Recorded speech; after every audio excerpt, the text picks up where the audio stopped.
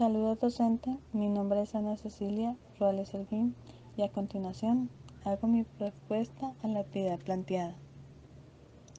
Primera pregunta, ¿cuál es el sentido que tiene para el profesional SIDPA conservar, recuperar, salvaguardar y difundir la memoria social, la memoria colectiva y por supuesto con ello el patrimonio bibliográfico y documental en el contexto actual?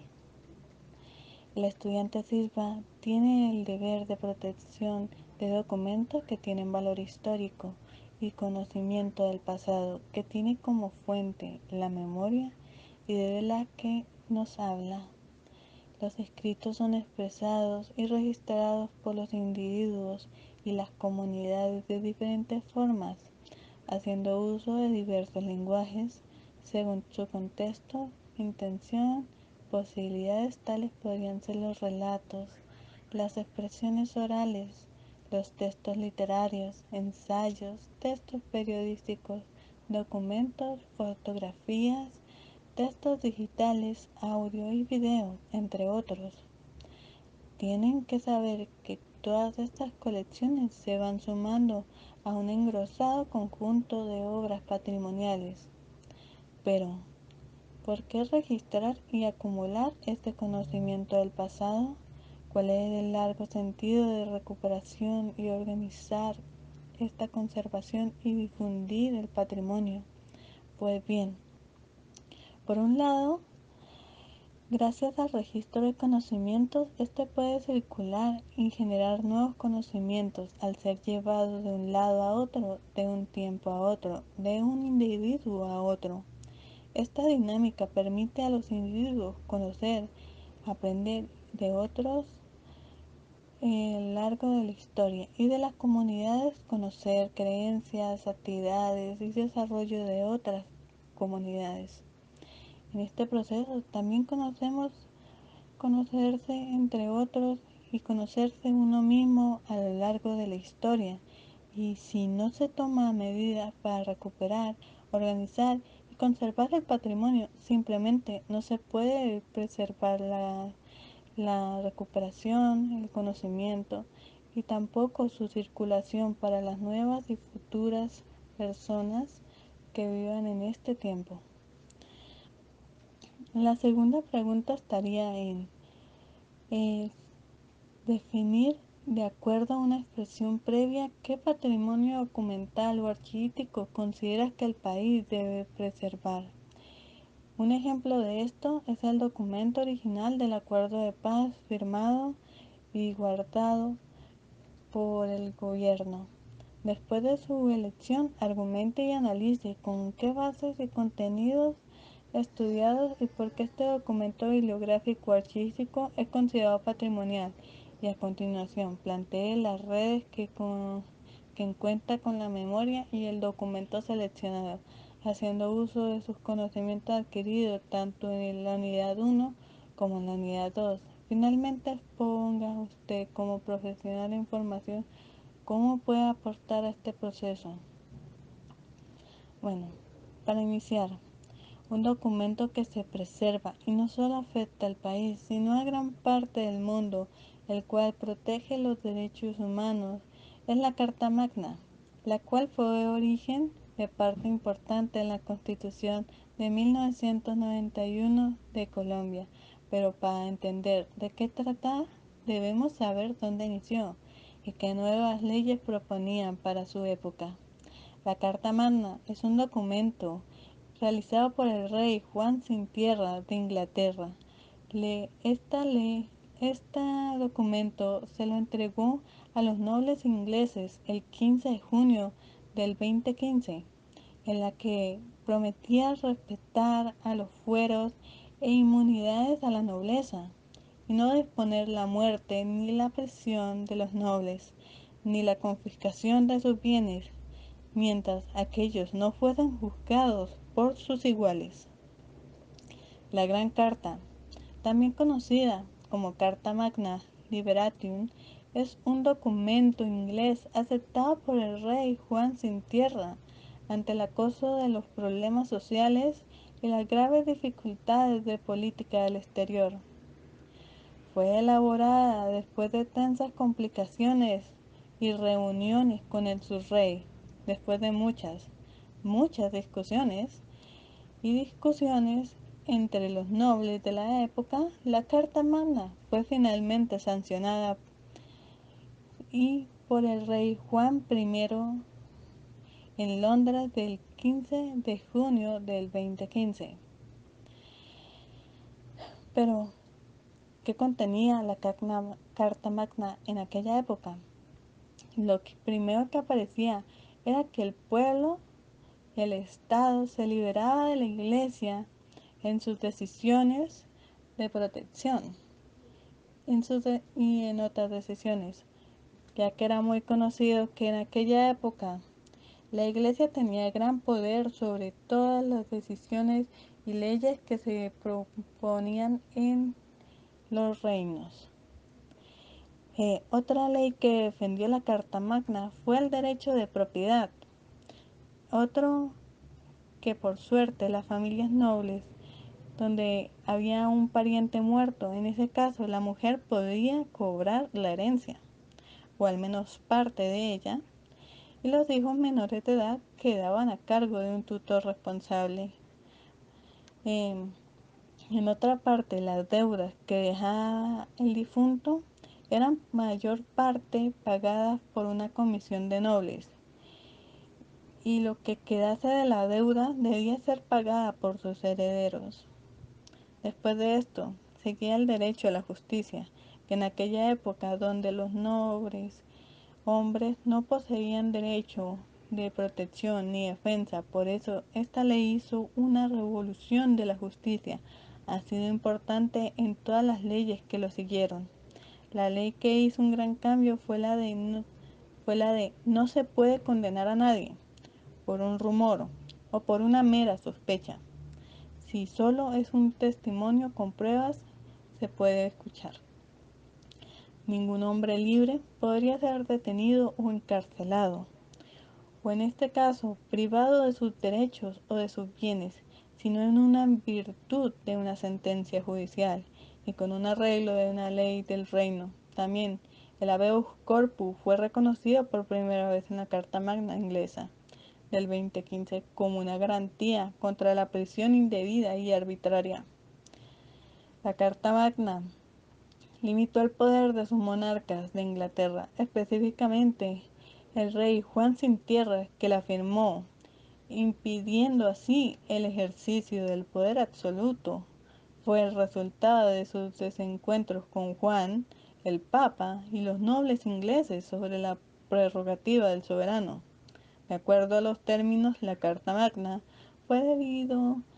debía renunciar a ciertos derechos y a respetar determinados procesos legales.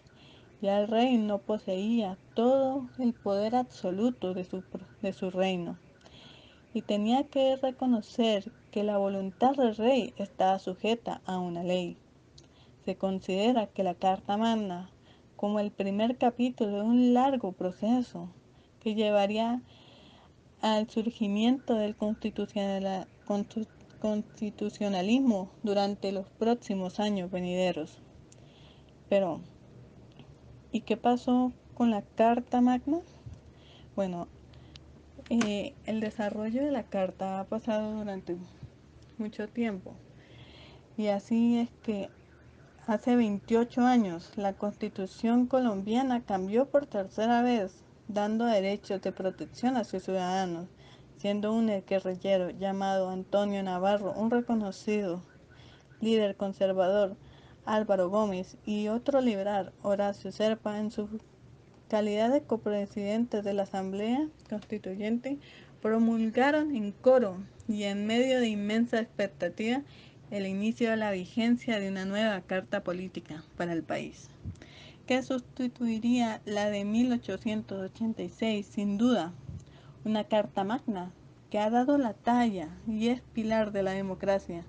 Propios y extraños coinciden que fue un modelo, no solo para Colombia, sino incluso para el mundo, un término de garantizar los derechos fundamentales, y le incluso aportó herramientas en la sociedad, como es el caso de la tutela, o instituciones que deben interpretarla y salvaguardarla en la Corte Constitucional, entre otras.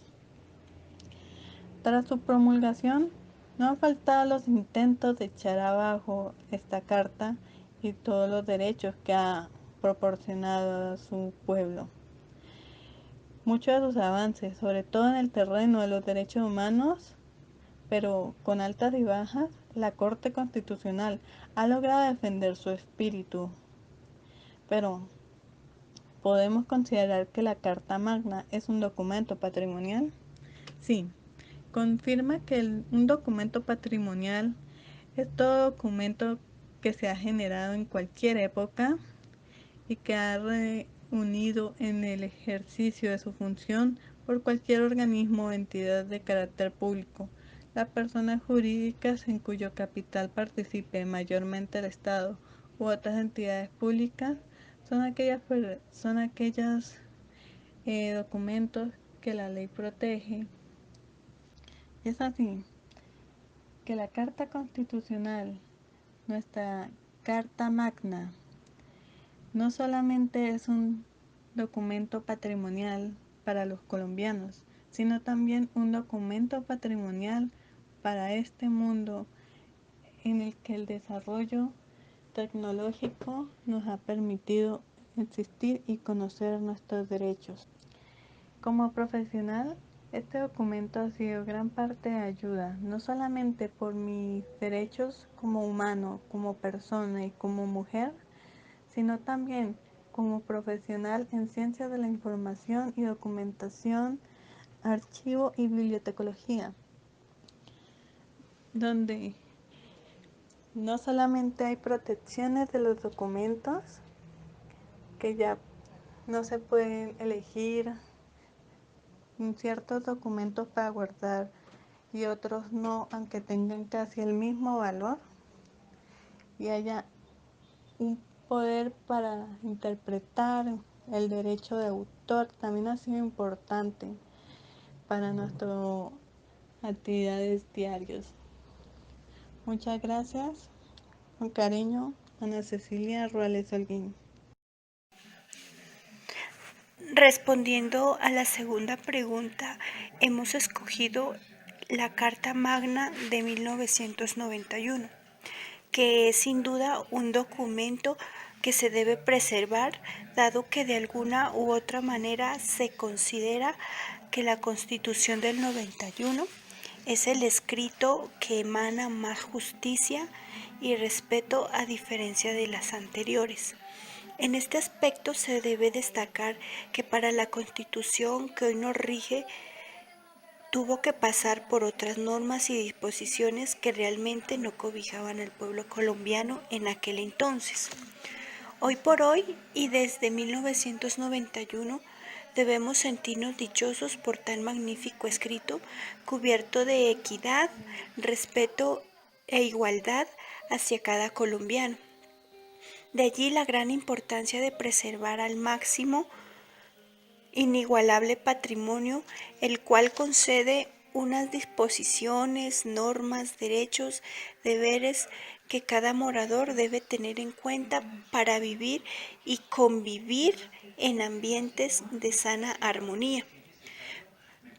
Para finalizar, quiero compartir una frase de Aristóteles.